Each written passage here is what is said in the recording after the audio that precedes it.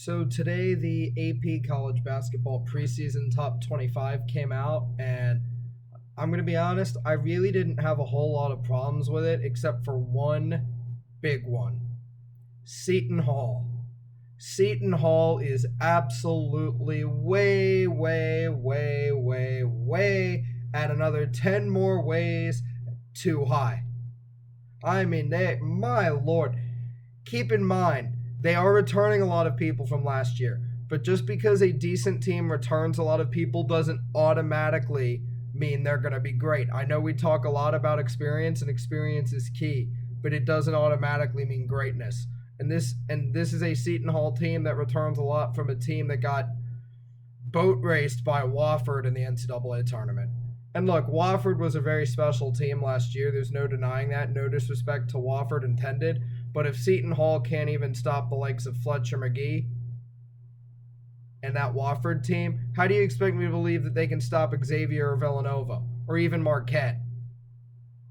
You can't expect me to believe that. And I don't believe that. I think Seton Hall is definitely a tournament team. I personally have them at around a 6 or 7 seed right now.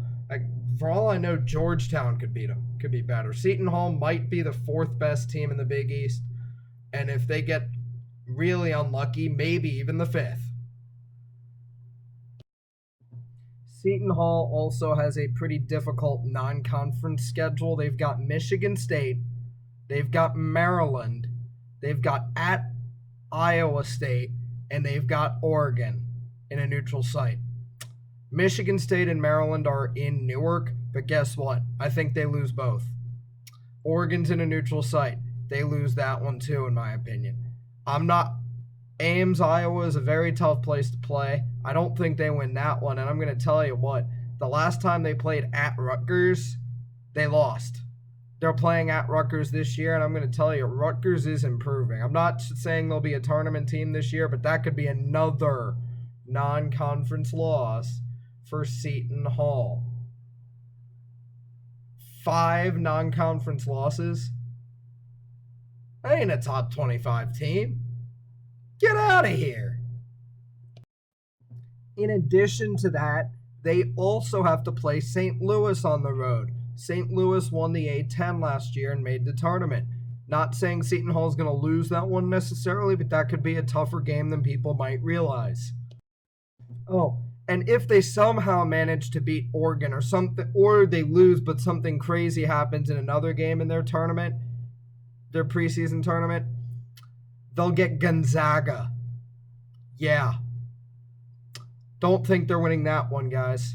Not going to lie to you. I don't think they're beating Gonzaga. Really don't think so. I don't think they're beating Oregon, so it probably won't come to that anyway.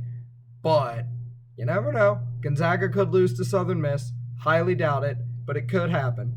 Theoretically, anyway. Look, at the end of the day, Miles Powell is a very good player, but I worry that he doesn't have the supporting cast necessarily. And again, experience doesn't immediately mean they're going to be great. They got thoroughly dominated by Wofford in the tournament game last year, in a game that left me really unimpressed with Seton Hall. So I just don't know.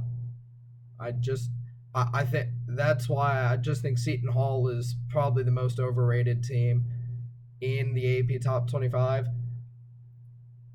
Some mid-majors that I think worth watching: Vermont, very dangerous team always. Harvard, Davidson, got a lot of mid-majors that could make some noise. Got some in there already. That Utah State St. Mary's game is going to be really entertaining.